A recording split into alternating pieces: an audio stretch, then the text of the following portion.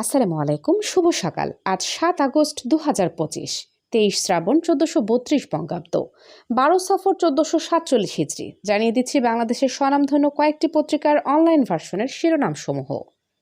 প্রথম আলো। টিএসসিতে দণ্ডিত যুদ্ধাপরাধীদের ছবি প্রদর্শনীর নিন্দা ঢাকা বিশ্ববিদ্যালয়ের সাবেক শিক্ষার্থীদের।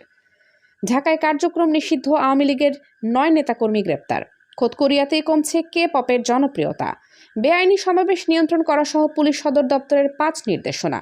এদিকে মোহাম্মদপুর ও আদাবর থেকে বিভিন্ন অপরাধে জড়িত ১৭ জনকে গ্রেপ্তার করা হয়েছে।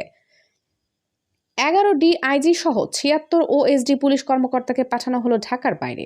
২৫% অতিরিক্ত শুল্ক। যুক্তরাষ্ট্রের এসব পদক্ষেপ অন্যায়, অন্যায্য ও অযৌক্তিক বলেছে ভারত। বসুন্ধরা আবাসিকে গোপন বৈঠক। সেনা হেফাজতে থাকা মেজর সাদিকুলের স্ত্রী এখন ডিবি হেফাজতে। নির্বাচন আয়োজন নিয়ে নির্বাচন কমিশনকে চিঠি দিয়েছে প্রধান উপদেষ্টার কার্যালয়। যুক্তরাষ্ট্রের ৫০% শুল্ক আরোপের দিন জানা গেল চীন যাচ্ছেন মোদি। আরও কিছু উল্লেখযোগ্য শিরোনাম হচ্ছে: নীতিমালা সংশোধন করতে ইসিকে সাংবাদিকদের আলটিমেটাম। জুলাই আন্দোলনে যারা শহীদ হয়েছে তাদেরকে যেন ভুলে না যায় বলেছেন আসিফ নজরুল। মাহবুব আলী খানের শাহাদত বার্ষিকী উপলক্ষে দোয়া মাহফিল। ২ দাবিতে জনকণ্ঠ সাংবাদিকদের ৭২ ঘন্টা আলটিমেটাম। এদিকে ৫০,০০০ টন গ্যাসোলিন ও একটি গবেষণা জাহাজ ক্রয়ের অনুমোদন। আওয়ামী লীগ কর্মীদের গেরিলা প্রশিক্ষণ। মেজর সাদিকের স্ত্রী আটক। নির্বাচনের প্রস্তুতি নিতে ইসিকে চিঠি দিয়েছে সরকার। মানুষ আপনাকে মনে রাখবে, প্রধান উপদেষ্টাকে উল্লেখ করে বলেছেন। ঢাকায় ডিজিটাল কোর্টরুম চালু, কারাগার থেকেই হবে শুনানি। নতুন বাংলাদেশের প্রত্যাশা নিয়ে যা বললেন কাদের গনি চৌধুরী। এদিকে তফসিলের আগে এসপিওসিদের লটারির মাধ্যমে বদলি। চলে যাচ্ছি আমার দেশ পত্রিকার পাতায়।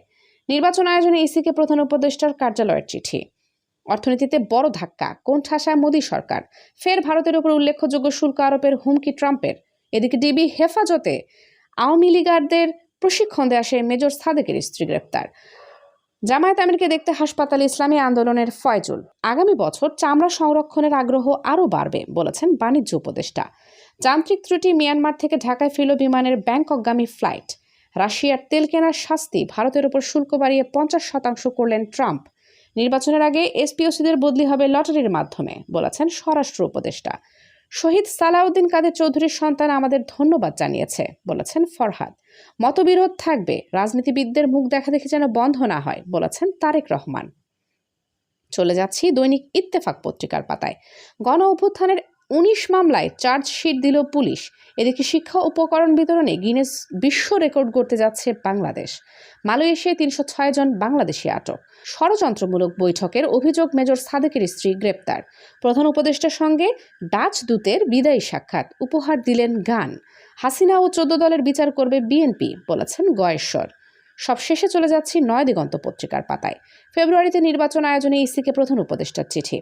গণ অভ্যুত্থানের সকল কারাবন্দীর নাম জুলাই জাদুঘরে সংরক্ষণ করা হবে বলেছেন আসিফ নজরুল।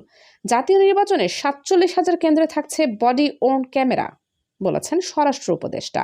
তিনি আরও বলেছেন, ঐক্যবদ্ধ থাকা প্রয়োজন, মুখ দেখা দেখে যাতে বন্ধ না হয় বলেছেন তারেক রহমান। ভারতের উপর আরও ২৫% শুল্ক আরোপ ট্রাম্পের। শেখ হাসিনার মামলায় পরবর্তী সাক্ষ্য গ্রহণ ১৭ আগস্ট। ফেব্রুয়ারিতে নির্বাচনের প্রস্তুতি নিচ্ছে ইসি। ওএসডি হওয়া ৭৬ পুলিশ কর্মকর্তাকে বদলি। টিএসসির দেয়ালে জামায়াত নেতাদের ছবি সরিয়ে খালেদা জিয়ার বক্তব্য টাঙালো শিবির।